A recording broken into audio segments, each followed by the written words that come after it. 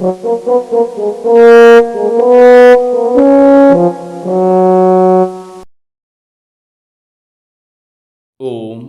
नमश्चंडिकाय। अथ सप्तमो अध्यायः। ऋषि बोले, तदनंतर शुंभ की आज्ञानुसार चंड और मुंड चतुरंगड़ी सेना तथा संपूर्ण हथियारों से सुसज्जित होकर चल दिए और हिमालय पर्वत पर पहुंचकर उन्होंने सिंह पर स्थित देवी को मंद मंद मुस्कुराते हुए देखा। तब वे असुर धनुष और तलवार लेकर देवी की तरफ उसे पकड़ने को बढ़े। तब उन शत्रुओं को इस प्रकार देख अंबिका ने क्रोध किया तो भगवती का मुख श्याम रंग का हो गया। उनकी टेढ़ी भौहें तथा माथे के सिकुड़न से तत्क्षण उनसे उसमें से तलवार और पास लिए चीते की चर्म की साड़ी तथा नरमुंडों की माला पहने हुए विचित्र खड्ग धारण किए हुए भयानक शुष्क शरीर, हड्डियों का ढांचा और अति लंबे शरीर वाली जीभ को मुख से बाहर लपलपाते हुए भयंकर लाल लाल आँखें जो भीतर को घुसी हुई थीं, ऐसे भयंकर विकराल मुखी काली प्रकट हुई। उनके भयंकर शब्द से सभी दिशाएं गूंज उठीं। वह देवी असुरों की सेना पर टूट पड़ी और असुरों का भक्षण करने लगी। पार्श्वरक्षक, अंकुशधारी, महावत योद्धा और घंटा सहित हाथियों को हाथ से पकड़ पकड़ कर मुँह में डाल लेती थीं।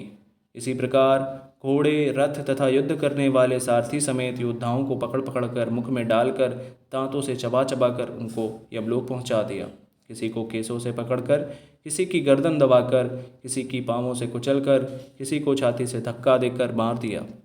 उन दैत्यों के द्वारा फेंके गए अस्त्र और महाअस्त्रों को अपने मुख से पकड़कर दांतों से चबाकर चूर्ण कर डालती थी। इसी प्रकार दुष्टात्मा बड़े शरीर वाले असुरों की समस्त सेना को कितने को तलवार, कितनों को खड्गवार से मारा और कुछ दैत्यों को दांतों के अग्रभाग से मार डाला। देवी द्वारा क्षण मात्र में ही असुर सेना का विनाश होते हुए देख चंड उस अति भयंकर नेत्र वाली काली के सम्मुख बड़ी शीघ्रता से आया और उसने महाभयंकर बाणों की वर्षा करके तथा मुंड ने हजारों चक्र फेंक कर भयंकर नेत्र वाली का देवी को ढक दिया। काली देवी के मुख में प्रवेश करते हुए वे चक्र इस प्रकार सुशोभित हो रहे थे जैसे मानो सूर्य में के बहुत तेरे मंडल प्रवेश कर रहे हों।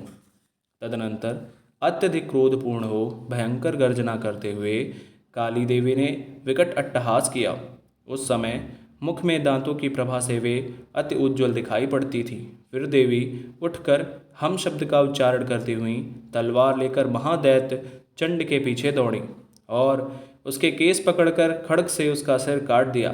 चंड को मरा हुआ देखकर भी मुंड देवी की तरफ दौड़ा तो क्रोध युक्त हो देवी ने उसे तलवार से मारकर धरती पर डाल दिया।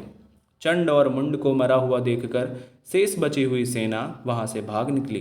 तत्पश्चात चंड और मुंड के सिर को लेकर काली देवी चंडिका के समीप गईं और विकट अट्टहास करके बोली, महापशु असुर, चंड और मुंड को संग्राम में मैंने मार दिया।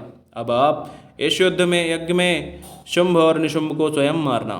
ऋषि बोले, चंड और मुंड दोनों के सिरों को लाते हुए देख काली देवी कल्याणकारिणी देवी मधुर शब्दों में बोली, हे देवी, तुम चंड और मुंड दोनों महासुरों को मारकर मेरे समीप ले आई हो। इस कारण आप संसार में चामुंडा देवी के नाम से प्रसिद्ध हो जाओगे।